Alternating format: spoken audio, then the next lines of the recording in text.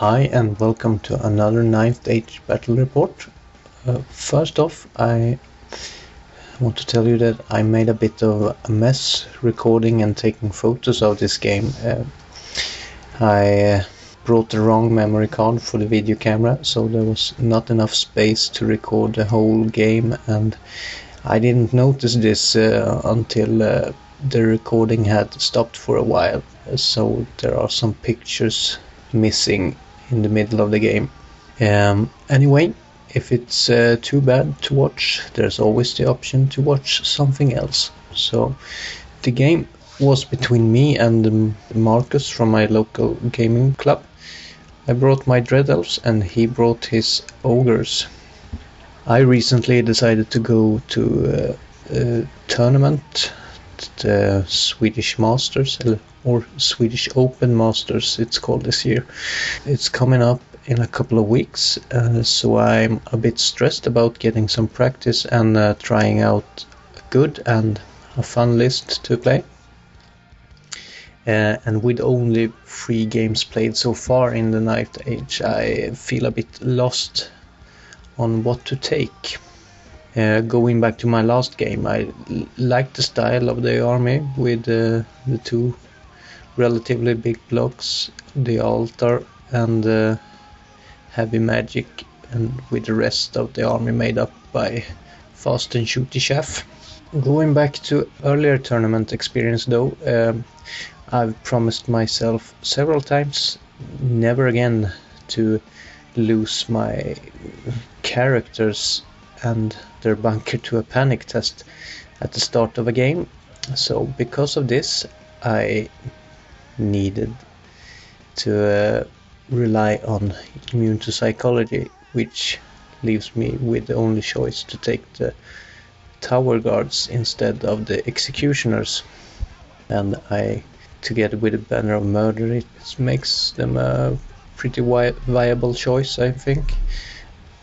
And although my warlocks always made their part before in the games, I made the decision to swap them for a level 1 in this game because I had to cut back on some points and the warlocks have gotten really expensive with the new rules. I also wanted to try out the Vanguard in Corsairs, so I made the Lord into a fleet commander and changed the crossbow unit and the Hydra into a unit of Corsairs instead. And since I have a weak spot from newly converted models, I also have a master on a Pegasus, and last thing I brought was a hunting chariot for this game. So we're all for the game setup, and we this time rolled the diagonal deploy, and since he chose the side, I decided that he also should start to deploy his units. We took turns for a while deploying our troops one at a time until I decided I've seen enough of where he had his army, and I then put down the rest of mine to get the first turn. The deploy turns out like this. From his left we have 4 Mournfangs, 12 bulls, which soon will be joined by his BSB. Next to them a Stonehorn, an Outcast, 6 Lead Belchers, and behind them we have 5 more Lead Belchers. On his right he has 2 Iron Blasters and 11 Ironclads together with his level 2 Butcher. And here is my deployment. My deploy with the Corsairs on the left, the Chariot and 1 unit of Shadow Riders next to my Blackguards, where all 5 of my characters currently are.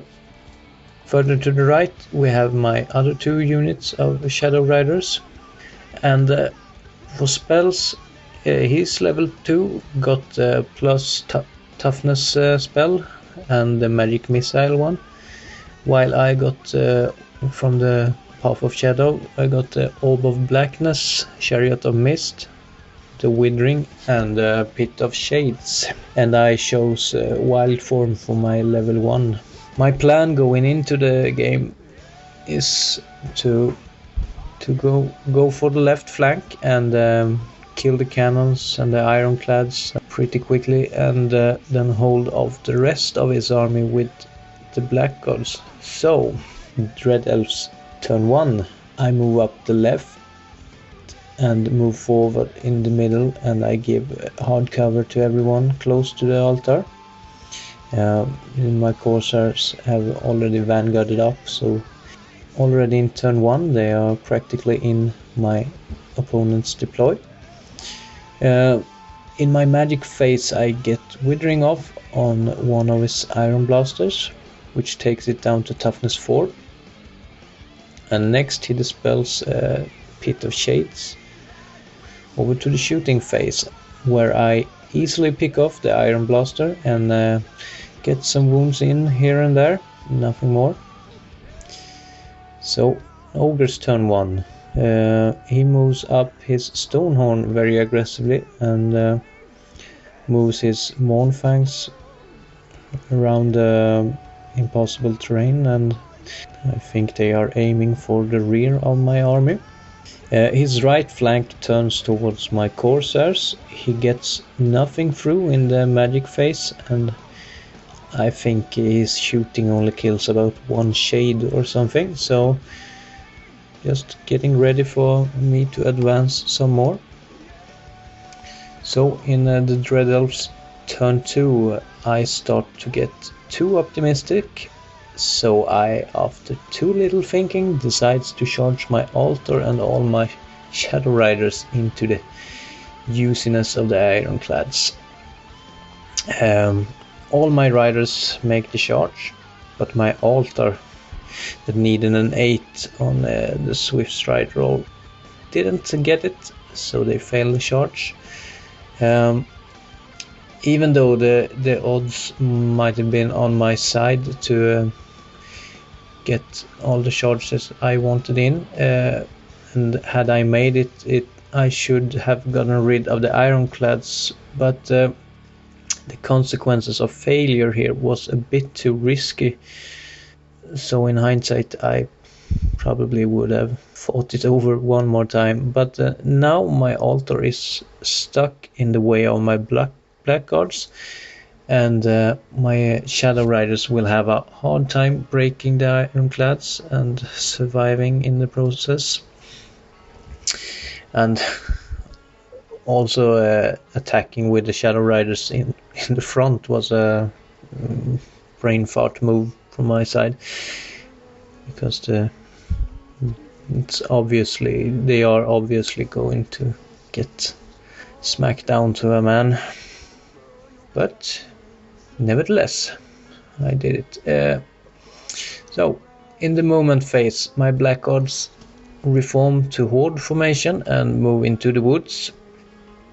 The Corsairs move forward, and the Shades sneaks away from the Iron Blaster here.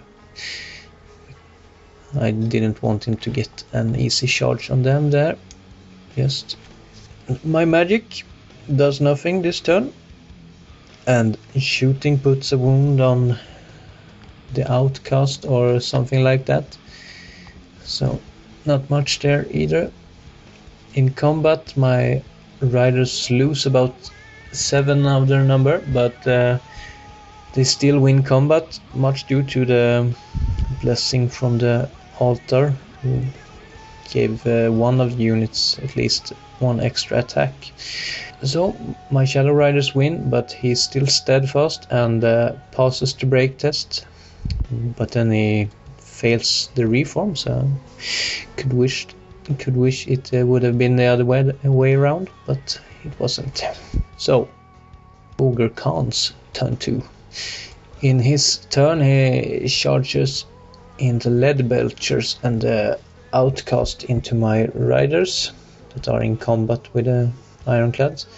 The Iron Blaster charges the Corsairs, and the Stonehorn charges my altar. Magic once again. does nothing, and shooting neither. In combat, amazingly, only 5 out of 6 riders die in the Shadow Rider combat, and the last one rolls Snake Eyes and holds for one more turn. Against the Stonehorn, I also beat the odds and save 5 out of 7 wounds with my 4+ ward save. And I also cause 4 wounds in return on the Stonehorn. My luck isn't enough to break him though, so the Stonehorn stays and we're gonna fight it out in the next turn. The Iron Blast kills about 10 coursers, but being steadfast they also stick. So in Dread Elves turn 3 I decide to get rid of the Stonehorn. So the Blackguards charge into the flank. The Chariot moves away to position against the Mournfangs if they decide to move up. Yeah, not much more moving going on. So I once again fail the magic phase, and in combat the reformed coursers now with the ranks break and run down the Iron Blaster. My fleet commander points at the Stonehorn and it dies with his strength 7 attacks. Here I take my second risk in this game, and I decide to overrun with the Blackguards in hope of them getting into perhaps getting into the back of the Outcast, or at least a couple of inches closer to that combat. Instead, I roll a 1 and a 2 on my overrun roll, and that doesn't get me near as far as I had wanted. And now my Blackguards, with all my characters in, stands with the back against the Mournfang, flank against the Bulls, and since the last Shadow Rider dies in the combat, I also have the Ironclads and the Outcast in my front, and it looked like this. So Ogres turn 3, and here I really must apologize for not having a picture of this glorious Ogre charge he got through in this turn. Into my Blackguards went the Mournfangs, the Bulls, the Ironclads and the Outcast, and looks very grim for my Blackguards. Once again, no magic goes through, and shooting kills some more coursers, I think. And for combat, where it goes down, impact hits kills about 2/3 of the unit, but since I have the +1 attack buff from the altar, I managed to kill off about 4 Ironclads and the Butcher. I also killed 2 Mournfangs and put 2 wounds, I think, on the Outcast. The Ogres then, on their initiative step, kill the rest of the Blackguards to a man, together with my 2 Sorceresses, and that leaves my Fleet Commander Lord and the Master alone. And since they are on very much Snake Eyes, they don't stick and breaks pretty badly and are run down. So a hard blow for the Dread Elves, but I have no one to blame but myself. So in my turn 4 I go for vengeance, and my altar charge the Ironclads who flee. I redirect into the Lead Belchers on the hill, and together with the Coursers they make it in. The Chariot charges the Mournfangs on the flank, but they decide to flee. And when we go to combat, since I don't have any magic or shooting left, there's only 1 Lead Belcher left in combat with the altar and the Coursers, and it breaks, and the pursuit roll takes the Coursers into the fleeing Ironclads, so I get rid of them too. And the altar then makes a pursuit charge into the other Lead Belcher unit. Yeah, I get some points back at least to make up for my last turn. An Ogre turn 4, the bulls then charged at my chariot, and since I probably don't care so much anymore, so I don't think things through, I hold with the chariot. Would have spared me some points if I have fled, probably, since the bulls then make it to the chariot, and we will see how it goes there. The Mournfang rallies, and in combat the altar breaks the last lead belcher unit, while the bulls then make short work of the chariot. So in the elves turn 5, since I'm already down some points, I decide to take a chance on a small win instead of a loss, and I charge the Mournfangs with my Corsairs. There are 2 Mournfangs left, and one of them only has 1 wound left. So my thinking is, if I just can get 1 wound through, he will not do too much damage back, and I have a chance on beating them and hopefully run them down. It's a small chance, but I'll take it in this position. The Shades tries to get away from the outcast and the bulls, and do no wounds with the shooting.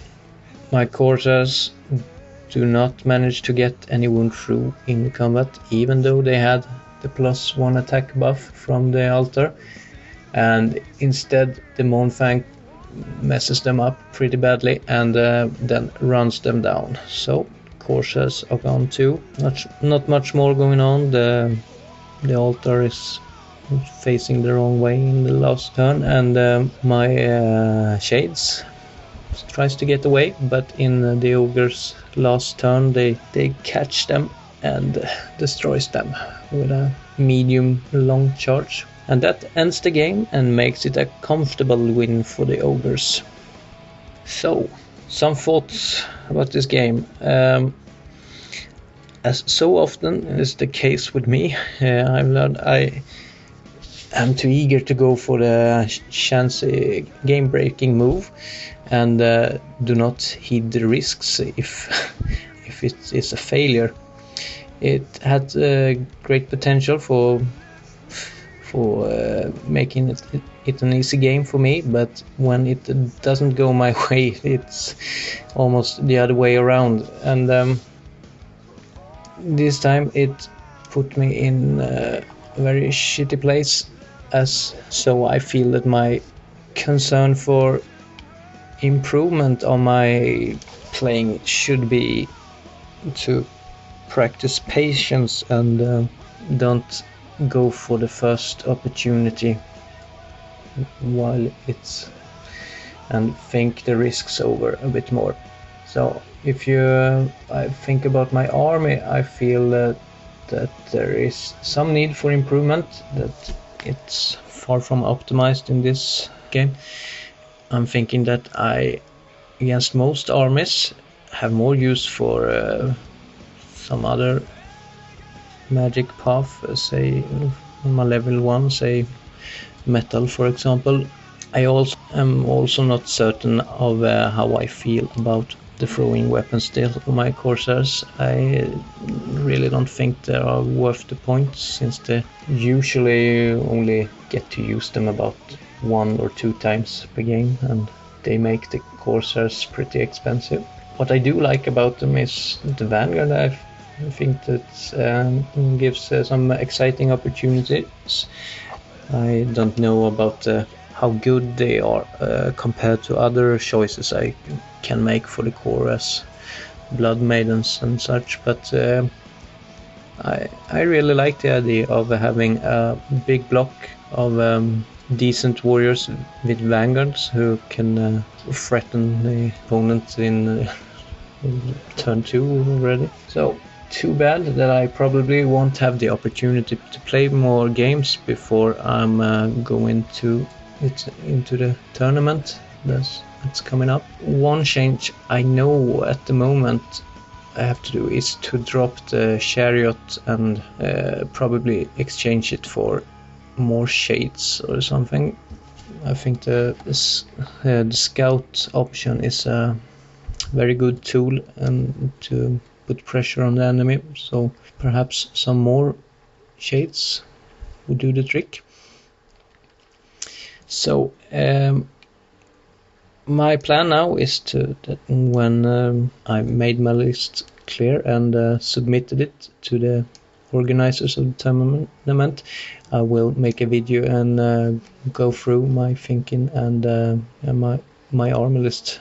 So until then, I thank you for watching, and hopefully I will come back with some reports from the tournament too, if I'm able to get any recordings from it. So, see you another time, hopefully. Bye.